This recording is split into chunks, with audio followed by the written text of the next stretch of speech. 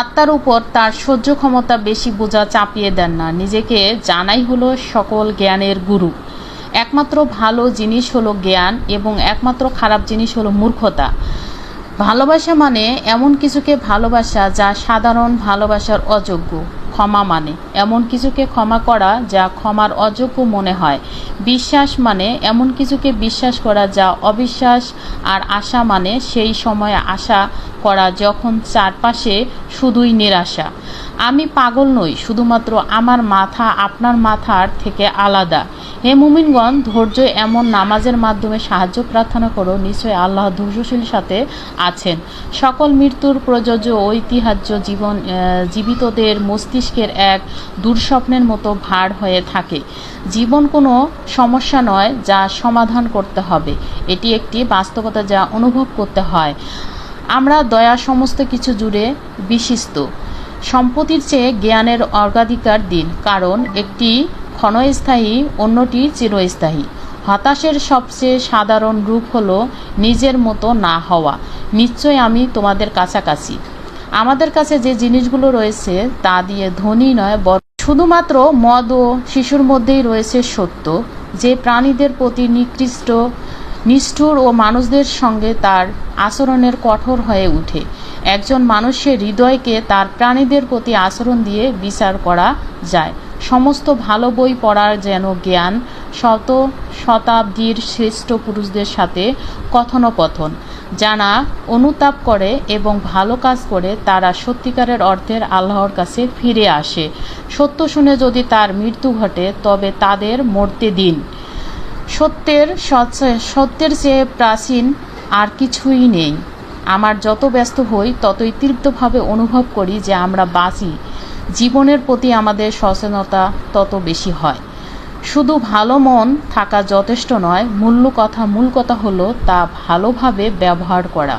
যদি একজন বিশ্বাসী কোনো কাজে লাগাও অথবা বীজ বুনে এবং তারপরও একটি পাখি অথবা মানুষ বা প্রাণীর তাতে খায়, তাহলে তা তার জন্য দান হিসেবে গণ্য হয়। মানুষের শিক্ষিত হতে হবে, কারণ প্রকৃতভাবে তার ভিতর অসভ্যতা পশুত্ব বিদ্যমান। সর্বশ্রেষ্ঠ মনের মানুষগুলি সর্বশ্রেষ্ঠ অপকর্মের পাশাপাশি সর্বশ্রেষ্ঠ গুণাবলীর অধিকার হতে পারে। সব কিছুতেই সৌন্দর্য আছে, কিন্তু সবাই তা দেখতে পায় না। 2 জনের জন্য যথেষ্ট খাবার 3 জনের জন্য যথেষ্ট, এবং 3 জনের জন্য যথেষ্ট খাবার 4 জনের জন্য যথেষ্ট। যে ব্যক্তি সামান্য দিয়ে সন্তুষ্ট নয়, সে কোনো কিছু দিয়েই সন্তুষ্ট নয়। জীবন আসলে খুবই সহজ, কিন্তু আমরা জীবনের জটিল হতে বাধ্য করি। যে বিশ্বাসী নয় সে নিজের পেট ভরে খায়, অথচ তার প্রতিবেশী ক্ষুধার্ত থাকে। ভবিষ্যৎকে বুঝতে হলে অতি নিয়ে ভালোভাবে পড়াশোনা করুন।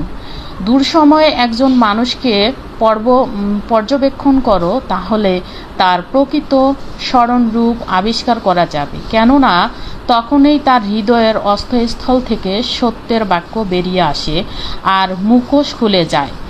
নিজের কষ্টের দিকে তাকিয়ে উপলব্ধি করো অত্যন্ত যন্ত্রণাদায়ক যে এর জন্য দায়ী আর কেউ নয়, বরং তুমি নিজেই। কখনো কখনো বেঁচে থাকাটাই সত্যিকারের সর্বোচ্চ প্রকাশ। বাহ্যিক সৌন্দর্য যথেষ্ট নয়। সত্যিকারের আকর্ষণীয় হতে একজন নারীর উচিত কথা, বুদ্ধি,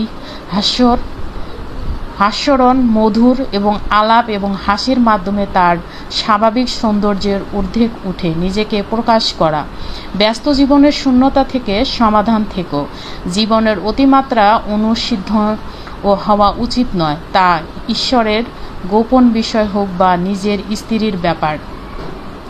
সরলতাকে ভালোবাসো, কারণ তা জীবনের সহজ সুন্দর করে তোলে।